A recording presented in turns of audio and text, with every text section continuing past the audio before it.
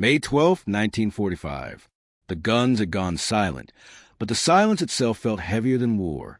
Along the back roads of a defeated Germany, a column of weary women, some still wearing the faded insignia of the Luftwaffe or Wehrmacht auxiliaries, walked under an overcast sky.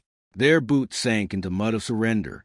They were the last fragments of a broken nation, captured and confused, awaiting the punishment they had been told would surely come. At the entrance to an American holding camp near Remagen, a soldier raised his hand for them to stop. Instead of shouting or striking, he gestured calmly to a line of wooden huts, smoke rising gently from metal chimneys. Inside, warm water hissed through pipes, showers, actual showers. The women hesitated, thinking it was a cruel trick. But then steam filled the air, and the unmistakable scent of soap drifted toward them. One prisoner later wrote in her diary, "I felt more shock stepping into that shower than I did the day the bombs fell on Cologne."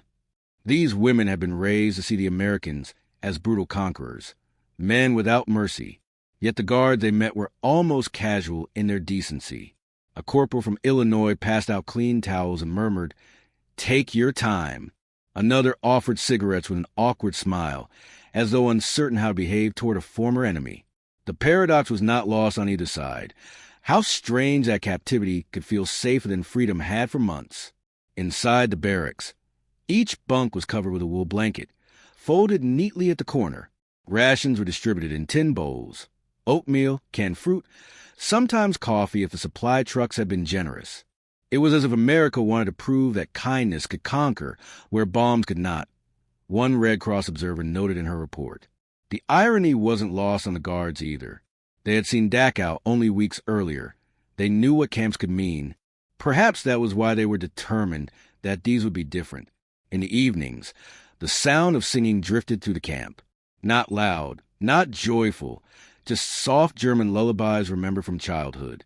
Some guards listened from outside, unsure whether it was grief or gratitude they were hearing. A private wrote home, "They don't seem like enemies anymore, just tired women trying to remember what normal feels like." For the prisoners, every act of compassion felt both welcome and disorienting. They struggled to reconcile the stories they'd been told, of vengeful Americans, of cruelty repaid with cruelty, with the simple reality of warm food and quiet respect. When one woman was given a medical checkup by an American nurse, she burst into tears, whispering, "Why would you help me?" The nurse reportedly answered, "Because you're human." That answer lingered in the air long after the conversation ended. It was a kind of statement that didn't belong to any army or nation. It belonged to peace, still fragile and uncertain. Each morning, as the women lined up for roll call, the camp's flag fluttered against the pale sky. Some prisoners couldn't bear to look at it. Others stared at it in silence, not with hatred, but with the slow realization that the symbol of their defeat might also represent their survival. War had taught them to expect cruelty. Captivity taught them something else entirely. That mercy, when least expected, could be the most disarming weapon of all. By the spring of 1946, the air in the camps no longer carried the smell of gun oil or fear. The fences were still there, but the tension had softened into something almost domestic. Women swept the dirt paths between barracks, tended small gardens of cabbage and wildflowers, and sewed new clothes from discarded American uniforms. Captivity, once a sentence, had quietly become a routine of strange normalcy, a waiting room between war and the unknown. Many of the German women prisoners were in their 20s, young enough to remember dances and laughter before the bombs fell. They were clerks, nurses, translators, the unarmed faces of a defeated army. Their captors, too, were often young, American boys who had never been farther from home than Ohio or Kansas before marching through Europe's ruins. The absurdity of it all wasn't lost on anyone. One American lieutenant joked his men were running a summer camp with the enemy. The prisoners laughed too, quietly, because the joke was entirely wrong. Letters sent from these camps, and carefully screened by censors, show a remarkable tone shift from the early days of surrender. Gone was the fear of retribution. In its place came gratitude, confusion, and even affection. A German woman named Liesel wrote to her sister, "I came here afraid. I leave remembering the taste of real bread, and how kindness makes you ashamed of hate." It was a sentiment echoed in hundreds of testimonies gathered years later by historians who could scarcely believe them. The Americans didn't preach forgiveness. They simply lived it in small, unceremonious ways. They built libraries from confiscated books, screened films about democracy, and taught English to anyone curious enough to learn. For many of the women, these encounters were their first exposure to an idea of freedom that wasn't wrapped in propaganda.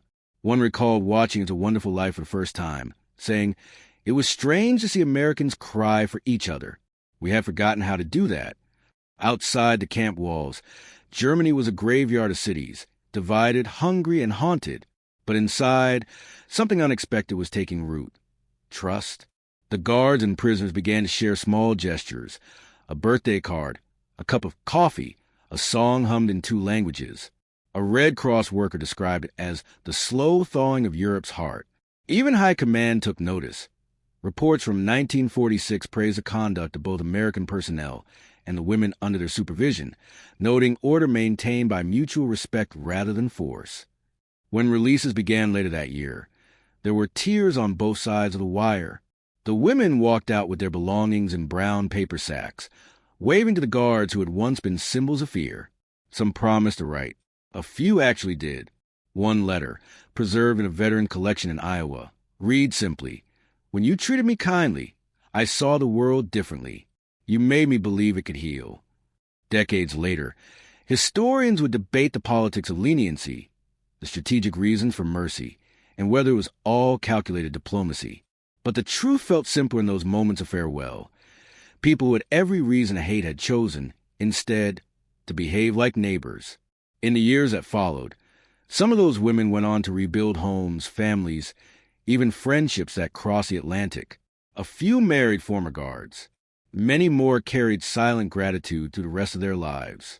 They spoke of the war rarely, but when they did, they mentioned one memory above all others: the day they realized that compassion could survive conquest.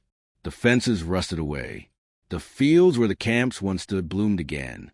The war that divided millions ended. For these few, with a handshake instead of shot. And somewhere in that quiet exchange between the conquered and the conqueror, the healing of enemies truly began.